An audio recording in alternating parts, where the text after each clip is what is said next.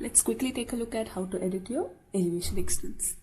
Here you can see right now this is in full context. Let's see how to edit this out and crop it. Here you can see back to elevation index, or you can simply find the sheet over here as part of your plan views.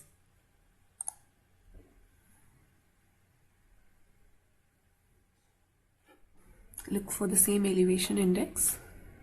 Here, as you can see, every elevation has a boundary frame.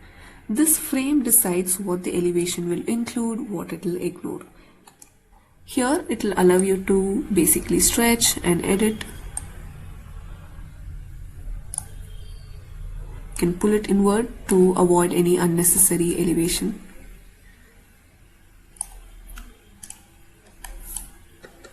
Keep an eye on what falls under it and what doesn't, because anything outside of this will not appear in your elevation.